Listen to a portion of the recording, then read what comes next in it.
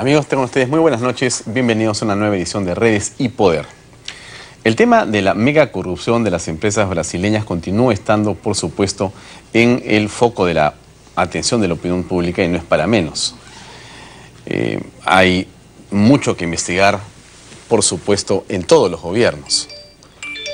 Hay que revisar qué funcionarios públicos, qué personas estuvieron vinculadas y quiénes finalmente han sido partícipes de esa mega corrupción.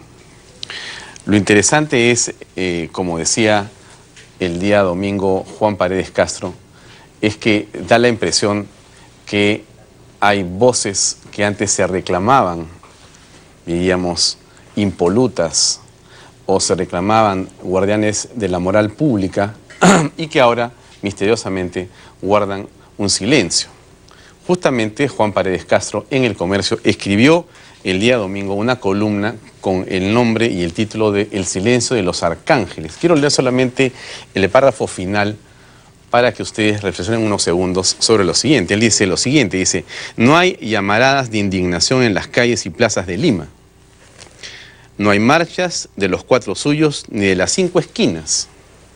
Hemos vuelto a bailar con el diablo de la corrupción porque no hay arcángeles que quieran aplastarlo. De pronto el cielo y el infierno se cruzan en medio de un nuevo charco de impunidad. Eso decía Juan Paredes Castro el domingo en una columna muy comentada en las redes sociales. Y por supuesto que para comenzar este programa de hoy lunes hemos querido invitar a Juan Paredes Castro para comentar la coyuntura que tiene que ver, por supuesto, con el escándalo de la mega corrupción nacional e internacional. Juan, buenas noches, gracias por acompañarnos. Buenas noches, Alfonso, y gracias por la invitación.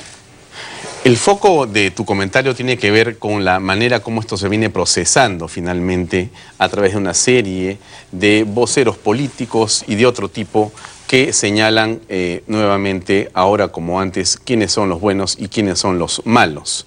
¿Cuál es tu percepción de lo que puede ser este proceso y cómo debería ser manejado también por el gobierno? Bueno, mira, Alfonso, nosotros hemos vivido un larguísimo tiempo de polarización en el país, polarización que indudablemente nos ha hecho mucho daño. Tiempo largo, más de 20 años de polarización, con el tema de la corrupción de por medio, ¿no?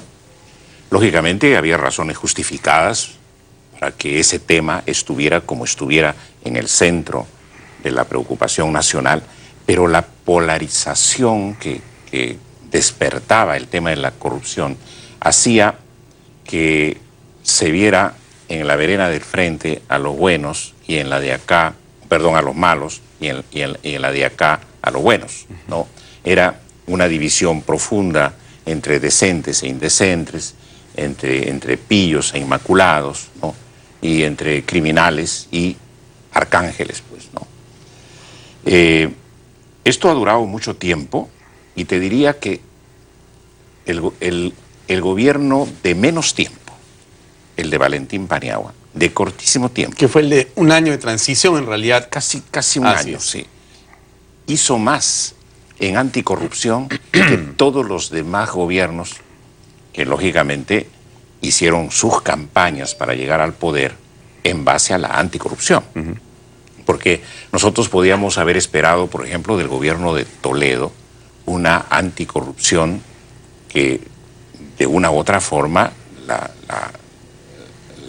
desapareciera del panorama por la intensidad y la fuerza que el gobierno de Toledo le dio a esa lucha anticorrupción. Fue un discurso presente, omnipresente, no olvidemos todo el tiempo. No olvidemos que Toledo recoge la estructura anticorrupción creada por Paniagua, ¿no?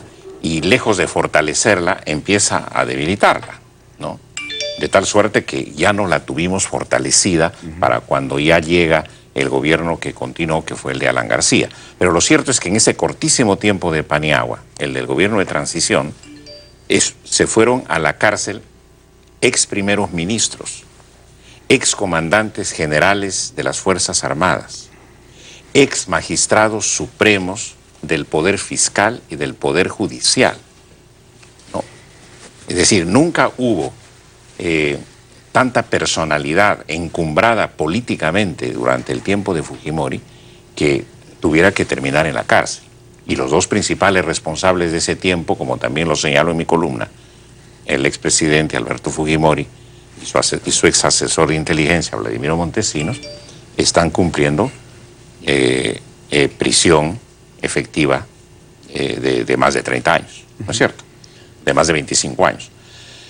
Esto lógicamente nos tiene que llamar la atención ahora, porque de pronto, apenas se inaugura el gobierno de Pedro Pablo Kuczynski, tenemos un primer sacudón con el caso de los asesor Carlos Moreno. De oferta de corrupción, de proyecto de corrupción del asesor presidencial Carlos Moreno, ¿no?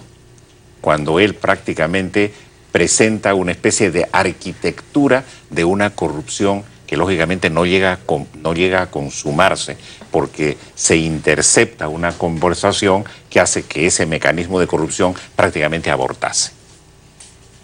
Pero en ese momento, el gobierno de Pedro Pablo Kuczynski tuvo que tener los reflejos rápidos para hacer lo que ahora acaba de anunciar Fernando Zavala, es decir, todos los resortes que impidan que a este gobierno la corrupción le saque la vuelta, ¿no? Pero tenían que haberlo hecho en ese momento, no ahora último, después de conocerse lo de Odebrecht. Entonces, mira, cómo hemos transitado con el tema de la anticorrupción y de la corrupción hasta el momento en que las revelaciones desde Brasil y desde los Estados Unidos sobre coimas por cerca de 30 millones de dólares durante los gobiernos de Toledo, de García y de Humala, prácticamente ponen el suelo de la corrupción en un nivel parejo, en el que ya nadie puede decir el fujimorismo y el APRA están allá, ¿no? Y son los corruptos históricos, ¿no? Y aquí no pasa nada. Resulta que a este lado de aquí también hay demasiados compromisos, ¿no?, que comprometen esos tres gobiernos, más la gestión de la señora Villarán en la Municipalidad de Lima. Ahora, ¿cómo lograr, Juan, que las instancias institucionales puedan trabajar los temas anticorrupción y que la política no contamine el efecto o el trabajo procesal tanto de la Fiscalía en la formulación de los casos como del Poder Judicial? Porque estamos observando también un show al que se refiere hoy también el Comercio, en un editorial que señala que en efecto hay algunos congresistas, diversas bancadas, que lo que dicen o mencionan o piden, en realidad si fuera aceptado, lamentablemente tendría un matiz político que va a ir exactamente en contra del procedimiento que debería seguirse para encontrar a los verdaderos culpables de la corrupción. Entonces, si se contamina la política con el proceso judicial estrictamente, la Fiscalía o el Poder Judicial, flaco favor se le va a hacer a querer luchar contra la corrupción. Entonces, da la impresión que esas opiniones con potencia, histriónicas, determinantes en todos los medios de tal o cual congresista, varón o dama, terminan por agregarle, digamos, un elemento que no ayuda a que justamente se pueda ver con claridad quiénes fueron los culpables. Bueno, si algo positivo trae el tema de la corrupción de Odebrecht aquí en nuestro escenario político, si algo positivo trae es el hecho de que ya no puedes hablar tú de la corrupción en un solo lado, sino prácticamente en una estructura mayor políticamente del país. Entonces hay que preguntarse, ¿la estructura de impunidad en el país es más fuerte y mayor que la estructura de corrupción que quieres combatir? Esa es la gran pregunta que tendríamos que responder, porque la estructura de impunidad, que es una estructura de criminalidad dentro del Estado, ¿no?, de lucha contra la impunidad, hace que tú no puedas entrar por ningún lado y todo termine como estaba. Porque no se trata ya de que la corrupción venga de este lindero a este otro lindero y de este tamaño a este otro tamaño, ¿no?, y de este tinte a este otro tinte. La corrupción es la corrupción. Venga desde los tiempos de García, del primer gobierno, pasando por Fujimori hasta nuestros días, ¿no? Es un largo camino y no deben dejarse, digamos, linderos abiertos. Pero la gran pregunta es, ¿qué estructura de impunidad tenemos nosotros que no permite precisamente que ya en estos 25 años de combate contra la corrupción no hayamos avanzado prácticamente nada? ¿Los políticos ayudan o entorpecen desde tu punto de vista? Yo creo que difícilmente tú puedes evitar que los políticos investiguen y opinen sobre la corrupción, porque no les puedes quitar prerrogativas a un fuero político parlamentario, entre cuyas finalidades está su deber de fiscalizar, de controlar y de investigar, sus investigaciones políticas. Pero la investigación fiscal de quienes son perseguidores del delito es una investigación de mucho más calibre, ¿no? Y cuando yo digo de que tendríamos que potenciar, tendríamos que debilitar fuertemente la estructura de impunidad del país, quiere decir que hay dos trabajos que hacer. Una, debilitar esa estructura de impunidad que no permite que los casos de corrupción puedan ser esclarecidos, y al mismo tiempo de debilitar esa estructura de impunidad, fortalecer la estructura de anticorrupción. O sea, prácticamente es un trabajo doble y complejísimo, naturalmente. Tú señalabas en tu columna cierta añoranza a las marchas callejeras y a el lavado de banderas en las plazas públicas, de los cuales hemos sido testigos en otras oportunidades. ¿Por qué crees que este fenómeno hoy día no se manifiesta? Mira, por la sencilla razón de que la lucha contra la corrupción se convierte en una bandera política. Cuando la lucha contra la corrupción se convierte en una bandera política, esa bandera política te lleva ¿a qué? A simplemente ganar votos. No te importa realmente, una vez que obtienes los votos y obtienes el poder, ya no te importa esa lucha contra la corrupción porque ni siquiera la sabes hacer. No te olvides que la marcha de los 4 suyos de Toledo, ¿no?, que tenía como bandera la lucha anticorrupción, es decir, acabar con todo lo que habíamos visto en los videos de Montesinos, ¿no? Era acabar con esa estructura. Pero terminado el gobierno de Toledo no pasó absolutamente nada. Viene el gobierno de García. García mayormente no elevó las banderas de la anticorrupción, mayormente, pero quien rivalizó con él fue Humala, ¿no? Y Humala sí elevó la bandera de la anticorrupción frente a García y ganó García. Luego Humala eleva la bandera de la anticorrupción frente al siguiente rival, ¿no?, y gana Humala, ¿no?, cuando Humala le gana a Keiko Fujimori. Y luego Keiko Fujimori se convierte en el blanco, ¿no?, en el blanco de la lucha anticorrupción digamos, contienda con Fujimori, con Pedro Pablo Kuczynski, ¿no? Y Kuczynski entra también al gobierno con el compromiso, lógicamente, de luchar contra la corrupción, que es la bandera con la cual derrota a Keiko Fujimori. Pero entonces da la impresión de lo que tú dices, Juan, y te rogaría que lo precises, que los que más han enarbolado esas banderas anticorrupción han terminado siendo los más corruptos. Es decir, el régimen de Alejandro Toledo... Claro, el mayor volumen de coimas se da durante el gobierno, según la declaración de Marcelo Odebrecht, del propio ejecutivo de Odebrecht, ¿no? Son veintitantos millones de dólares. Claro, pero tienes ahí el caso del señor Alejandro Toledo, el caso de Ollanta Humala, el caso de la señora Villarán, todos ellos... Pero mira también el caso... Porque te ha dicho, García no levanta la bandera. No, pues no la levanta tanto, pero los otros sí hacen de la anticorrupción su campaña política y más bien dividen al país entre con ellos los buenos y los malos al frente. Acá te diría también que hay una parte de inocentes y tontos útiles, ¿no? Es decir, quienes han seguido estos liderazgos de anticorrupción, creyéndoles, lógicamente, los que han seguido a Humala en 2 campañas electorales con la bandera de la anticorrupción, ¿no? Inocentes y tontos útiles muchos, y otros, lógicamente, bien intencionados, que han seguido esa bandera anticorrupción de Humala Y si nosotros nos atenemos a las presuntas investigaciones que pesan sobre los señores, el señor Ollantumala y su esposa Nadine Heredia, ellos se habrían enriquecido solo en las campañas electorales.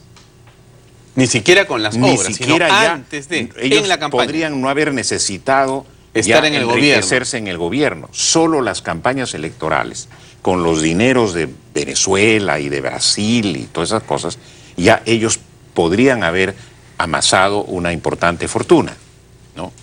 Digo presuntamente porque forma parte de una investigación fiscal. Entonces mira que tú tienes a los grandes liderazgos de la anticorrupción que terminan comprometidos gravemente con la corrupción. Y cuando tú me preguntas qué opino yo de toda esta gente, de toda esta masa que ha acompañado esos liderazgos en calles y plazas, pues yo tengo que lamentar que ahora ellos se sientan realmente incómodos frente a estas nuevas revelaciones, que lo que les hace sentir es que la corrupción que antes miraban allá, lo tengan ahora acá, muy cerca y codo a codo de aquello que antes los comprometió seriamente. Y en el caso específico, por ejemplo, de esta campaña millonaria que la señora Villarán llevó adelante como alcaldesa de Lima para la revocatoria, en la que se vio digamos, con claridad mucho dinero en campañas, en asesores, casi parecía, no casi, superó con creces lo que era una campaña presidencial. Y entonces, a la luz de las circunstancias, hoy día uno puede sospechar con claridad que hubo algo extraño, dineros y montos que no han sido explicados hasta el día de hoy. Millones de millones que la OMPE ni el Jurado Nacional de Elecciones han dicho una palabra sobre de dónde vinieron. Y así ha continuado estando esto y sigue estando así. Entonces no hay explicación, el sistema tampoco permite información. El financiamiento, el financiamiento oscuro hacia las campañas electorales es algo que forma parte de lo que acabo de hablar hace un momento, de la impunidad, ¿no? De esa estructura de impunidad bajo cuyos mecanismos se esconde y se disuelve la verdad de esos temas. Mi reflexión sobre ello gira en torno a esa envoltura de financiamiento millonario del no, o sea, contra la revocación de la señora Susana Villarán. No sé si ella estaba al corriente de ese mecanismo financiero de su campaña, si ella llegaba si alcanzaba a verlo en su dimensión, o no sabía nada, o sabía todo. Pero eso necesita una explicación.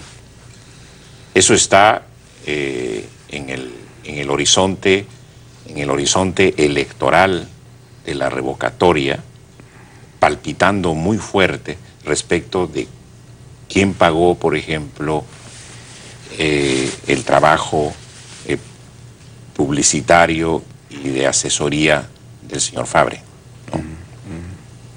Es una pregunta que sigue estando ahí. Lo pagaron los bolsillos de los adherentes y entusiastas seguidores de la señora Villarán, o lo pagó una empresa brasileña, o formó parte del toma y daca de los contratos con las empresas brasileñas que en ese momento se suscribieron y que todavía comprometen, digamos, la responsabilidad, digamos, municipal hasta el día de hoy. En ese sentido, la comisión Lavajato, que el Congreso de la República está impulsando ahora con un nuevo presidente, presidida por un fujimorista, ¿hace que sea posible que esa investigación sea llevada a cabo pulcramente? Bueno, mira, no hay manera de que tú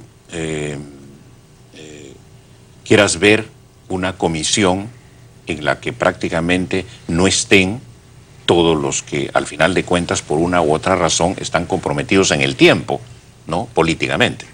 Es muy difícil. Tratar de evitar, no. Si el APRA está comprendida, no debe haber un representante del APRA. Bueno, tendrán que estar allí y tendrán que dar la cara. A mí no me preocupa que haya alguien del fujimorismo allí. No me preocupa que haya alguien del Frente Amplio de repente para defender a los Humala, ¿no? Entonces, yo creo que todos los que están integrando esa comisión tendrán que asumir su responsabilidad respecto a las investigaciones. Y no nos olvidemos de que esas investigaciones tendrán que ser abiertas, muchas de ellas también reservadas, pero habrá información y los medios tienen que estar vigilantes y tienen que estar fiscalizando también. Yo pienso que de esa investigación parlamentaria yo la considero necesaria, pero que tiene que abarcar todos los tiempos. Han dicho varias personas, no es necesario que sea política, sería excesivo, no es bueno, se va a politizar el tema, va a complicar las cosas, pero el Congreso no puede abstraerse de su rol de fiscalización, sería un error absoluto. Pues es lo mismo que decirle, oye, que la prensa también se calle, que el Congreso se calle y que los fiscales en puertas cerradas y en silencio te saquen un resultado y un fallo. Eso es imposible. Ya. La prensa tiene que investigar y el Congreso también. Este tema de la mega corrupción, ¿qué cosa es lo que puede traer como efecto, por ejemplo, hacia la economía en los próximos meses? Porque se sabe que se van a revelar nombres posiblemente en los siguientes meses, nombres de personas vinculadas, que han pedido, que han recibido, etcétera. Entonces la pregunta es, ¿cómo esto puede terminar afectando o paralizando un proceso de crecimiento en el que Pedro Pablo Kuczynski y Fernando Zavala están inmersos y están impulsando? Mira, ¿qué hubiera pasado si la corrupción derivada del régimen de Fujimori y Montesinos no hubiera tenido ese control de daño, que no fue un control de daño probablemente total, que muchos hubieran querido ver, pero que fue un control de daño ejemplar, el de la época de Paniagua? Si no hubiese habido ese control de daño, ¿tú crees que hubiésemos tenido la estabilidad y el crecimiento económico de los años que siguieron? Ya lógicamente restaurada la democracia con Paniagua, con Toledo y con García, donde hemos tenido un crecimiento de alguna manera sostenido e importante, porque se hizo un control de daño. Si esta vez no hacemos un control de daño, nuestra estabilidad puede poner en peligro, porque ya estamos en un punto límite. Mira que estamos viviendo ya 25 años de inestabilidad política y con un crecimiento económico al costado, que en algún momento se va a sentir gravemente afectado, porque ese punto límite de inestabilidad política no puede tener un punto ya de quiebre mayor. Nos comenta Fernando Villa por las redes sociales, la corrupción existe desde inicios de la República Peruana. No desinforme, dice, comenta con precisión el señor Fernando Villa. Bueno, ¿verdad? Mira, podemos remontarnos a todas las épocas de la historia del país y cada época tiene su tiempo de corrupción. Tenemos una acumulación de corrupción y, digamos, podríamos hablar, así como hablamos de la Constitución histórica, así como hablamos del desarrollo histórico, de la economía histórica del país, hay una corrupción histórica, indudablemente, ¿no? Y en esa naturaleza permisiva, complaciente, típica de la sociedad peruana, ahí está la raíz precisamente de la corrupción. De lo que ahora estamos analizando y comentando son los escándalos de la corrupción, como este nuevo escándalo, ¿no? Y yo no sé si en la historia hemos tenido las polarizaciones que hemos tenido en los últimos tiempos.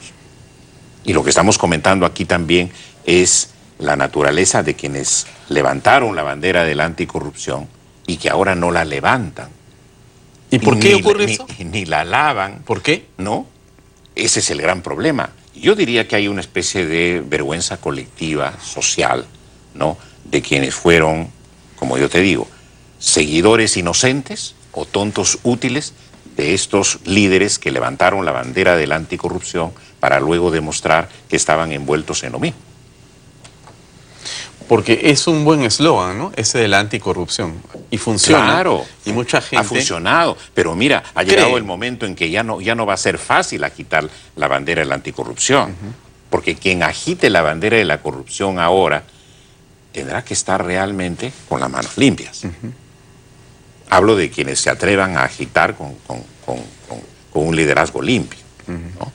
Si la señora Verónica Mendoza, ¿no?, va a ser va a asumir el nuevo liderazgo de la izquierda peruana, tendrá que agitar la bandera de anticorrupción con las manos limpias de que no se comprometió con el gobierno de Humala, que no tuvo nada que ver con las agendas de la señora Nadine Heredia, ni nada que ver con los dineros que vinieron de Venezuela, ¿no?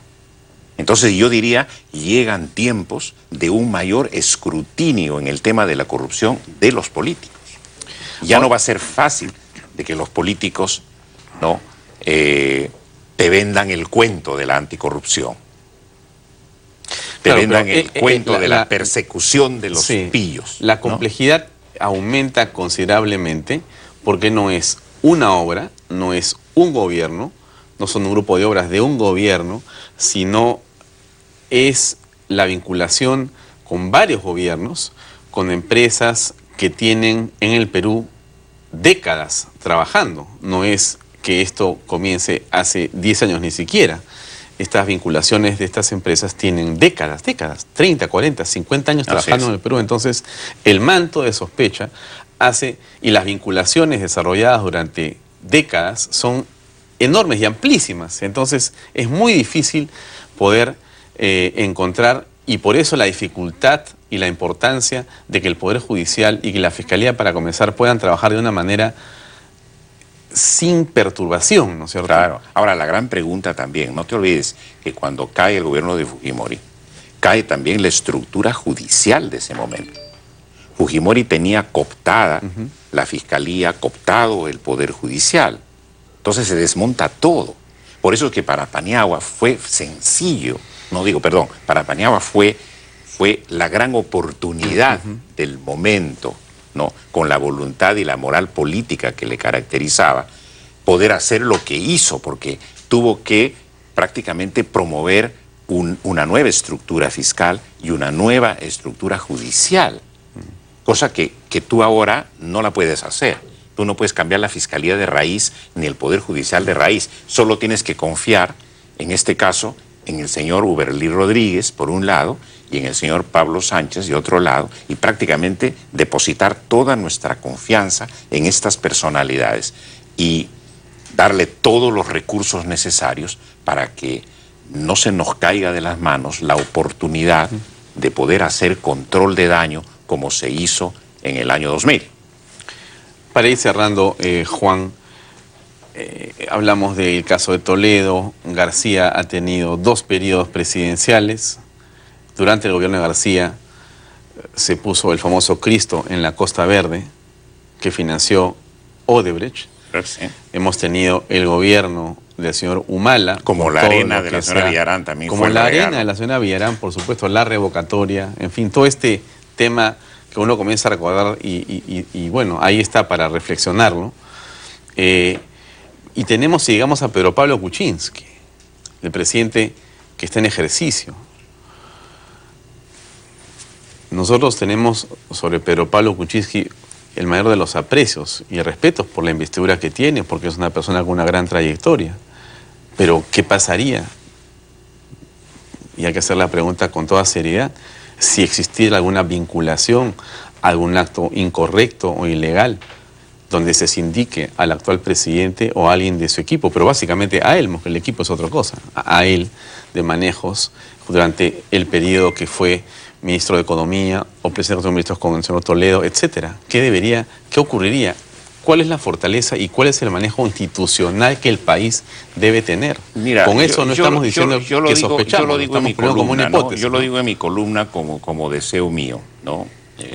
Que quisiera ver en Pedro Pablo Kuczynski la fuerza moral, la fuerza política y la tenacidad necesaria para poder promover desde su sitio, porque él no puede decirle al doctor Pablo Sánchez lo que tiene que hacer como fiscal de la Nación, ni al señor Uberlí Rodríguez lo que tiene que hacer como presidente de la Corte Suprema, no.